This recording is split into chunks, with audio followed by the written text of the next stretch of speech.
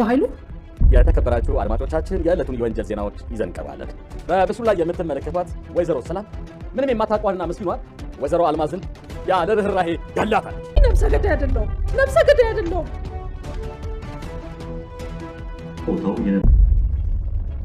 ህግ የምታመጪ መስሎሻል? አንቺ ናርሳራላ እኔ ነፍሰ ገዳይ አይደለሁም፣ ምንም አልገደልኩም። እንደውም ያቻት ነፍሰ ገዳይ ያቻት እትዬ እባክሽ ተረጋጊ። እናንተ አካባቢ ሰው በጠይቅ ታውቃለህ? ጠይቀኝ። ከህዝብ ቆጠራ ኤጀንሲ በላይ የሰፈራችንን ሰዎች ይነቃቸዋል። እንደውም ስሟን እንዳትነግረኝ እኔ ራሴ ልጠይቀኝ አስበህ ከሆነ ማን እንደሆነች እነግርሃለሁ። ይኸውልህ አልማዝ የምትባል ሴት ታውቃለህ? በቅርቡ ሀዘን ላይ ነበረች። እስኪ እናንተ አካባቢ ካለች ለማስታወስ ሞክር። አልማዝ በቅርቡ ሀዘን ላይ ነው ያልከኝ? አዎ ሀዘን ላይ ናት። ምነው ታውቃታለህ? እንጃ አንተ የፈለግካት ምን ይሆን አላውቅም፣ ግን እኛ ሰፈር አልማዝ የምትባል በቅርቡ ልጇ የሞተባት ሴት አውቃለሁ።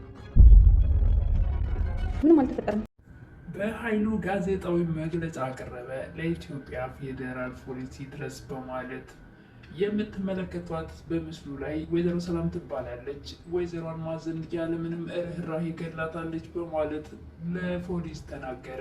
ሰላም ይሄን ነገር በቲቪ ስታዩ ማመን አቃታት። ራሷንም ሳተች፣ ቀወሰች፣ አበደች። እጅግ በጣም ያሳዝናል። እኔ በጭራሽ የሰው ነፍስ አላጠፋውም፣ አደጋ ብቻ ነው። በዚህን ሰዓት በኃይሉ ተባባሪ ቃል እቅዴ እየሰራ ነው። ሴትዮዋ ልትጨልል ደርሳለች። ብሌንም ወይዘሮ ሰላም ስትጎዳ ማየት ሆነ መስማት ስለማትፈልግ ሰላምን እያጽናናች እያረጋጋቻት ትገኛለች። ነገር ግን ተንኮለኛው አካል አሁንም ከሰላም ጎን እንድትቆም በፍጹም አትፈልግም። ምንም እንኳ ብሌን የዲኤንኤውን ውጤት ካየች በኋላ ሰላም እናቴ ናት የሚለው ነገር በልቧ ባይኖርም፣ ነገር ግን ሰላምን እንደ እናቴ ነው ማይሽ። የትኛዋ እናት ናት? የትኛዋ ልጅ ናት እናቷ ጭንቀት ላይ ስትሆን ጥላ የምትሄደው? በጭራሽ ምንም ነገር ቢፈጠር ከጎንሽ ነኝ በማለት እያረጋገቻት ትገኛለች። የኔ ልጅ እወድሻለሁ፣ እንደ ራሴ ልጅ ነው የማይሽ፣ እንደውም ከልጅ አስበልጬ እወድሻለሁ። በር ላይ ተለጥፋ ቃል ይሄን ነገር ትሰማለች። ጭራሽ ደግሞ ከልጅ በላይ ጭራሽ የኔ ልጅ ትላታለች። ልጅ እናቴ ይባባሉልኛል በማለት አሁንም እርር ድብል ትላለች። ተንኮሏ መቼም የማያልቅባት። እትዬ ባይሆን ረፊ የሚያስጨንቅሽን ነገር ሁሉ አድርጋ ሰርጣዩ ስትነሽ ትረሺዋለሽ።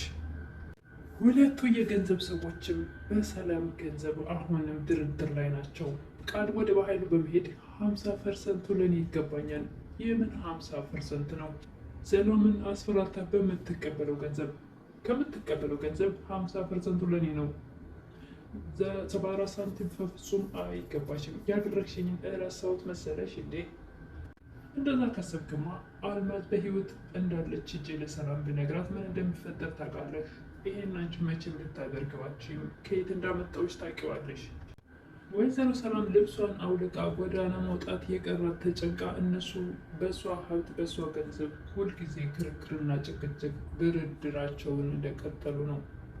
አንቺ ገዳይ የሚለው የአልማዝ ድምፅ እየመጣ በህሊናዋ እየተመላለሰ መቆም መቀመጥ መተኛት ያቃታት ወይዘሮ ሰላም፣ እነሱ ግን ስለ እሷ ገንዘብ ድርድራቸውን ቃልም ከበኃይሉ ጋር ተከራክራ አላዋጣ ሲላት ወደ አንድ ህግ ባለሙያ በመደወል አንዲት እናት እራሷን መቆጣጠር አቅቷት አእምሯን ብትስት ንብረቷ ለማን ሊሆን ይችላል? እስኪ እንደ አንድ ባለሙያ አማክረኝ።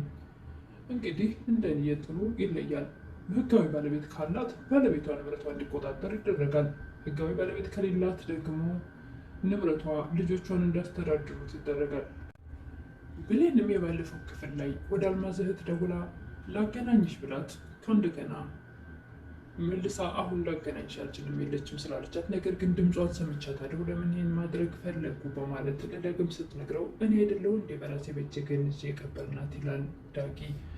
የቃልና የበኃይሉ ተንኮል እንደሆነ እሱ አልተረዳም እና ራስ መንገድ ላይ አግኝቻታለሁ፣ ነገር ግን ተጠራጥሬ ነው ብለሃል አይደል እንዴ? ስለዚህ በእርግጠኝነት በህይወት አለች። እኔ እትዬ እንደዛ ስትጨነቅ ዝም ማለት አልችልም፣ ሄጄ ልንገራት በማለት ብሌን ወደ ሰላም ቤት ትሄዳለች። ሰላምንም ቃል ካለችበት ከሳሎን ወደ ሌላ ክፍል ወስዳ ልታስረዳት ብትሞክር፣ ነገር ግን አንቺ አሁን እንዳላብድ ወይም ደግሞ እጄን ለፖሊስ እንዳልሰጥ ብለሽ ነው እንጂ በፍጹም እሷ በህይወት የለችም፣ በዓይኔ አይቻለሁ እኮ ሞታለች፣ ሴትዮዋ እዚሁ አጠገቤ ነው የሞተችው በማለት በፍጹም እሷ ውስጧን ልታሳምነው አልወደደችም። ቃልም ሰላም አጠገብ ተቀምጣ ጭራሽ የባሰውን አእምረዋን ልታሳብዳት፣ ምናልባት እኮ በስርዓት አልተቀበለች ይሆናል። ምናልባት እኮ በኃይሉ ወጥቶ ጫካ ውስጥ ጥሏት ይሆናል። ምናልባትም እኮ ጅብ በልቷት ይሆናል እያለች የሰላምን አእምሮ የባስ ልታጨልላት ቃል የፈለገችው ሰላም በአጠቃላይ አብዳ ጎዳና እንድትወጣና ንብረቱን በስሟ እንዲሆን ነው የእሷ ፍላጎት። ነገር ግን በኃይሉ እያለ ይህ ሀብት ለእሷ ሊሆን ፈጽሞ አይችልም። ለህይወቷ ለራሷ አደጋ ነው ናት ቢገባት ኖሮ። ነገር ግን የዲኤንኤውን ምርመራ በራሷ ተንኮልና ሴራ እሷን ልጅነቷን ስላስመሰከረች ያ ነገር እንግዲህ ከኔ ውጭ ማንም ሊወርስ አይችልም ይህን ቤት በማለት አንዳንድ ሰዎችን እያማከረች እና የዲኤንኤ ውጤት ልጅ ሁና የተገኘች ልጅ ሀብቱ ለማን ሊሆናን ሴትዮዋ ባለ ንብረቷ ብታብድ ራሷን ብትሰጥ እያለች እንግዲህ ነገሮችን እያጣራች ትገኛለች። ነገር ግን ይሄን ነገር በኃይሉ ጠንቅቆ ስለሚያውቅ በጭራሽ ያን ሀብት ለሷ እንዲሆን አይፈቅድላትም። ህይወቷን እንደውም አደጋ ላይ ነው የሚጥልላት። ለእናቱ ልጅ ለእህቱ ያልሆነ በኃይሉ ለእኔ ይሆናል መስሏት ይህን ሁሉ ተንኮልና ሴራ የምታደርገው በሰላም ላይ የማያዋጣትን ነገር ነው እያደረገች ያለችው።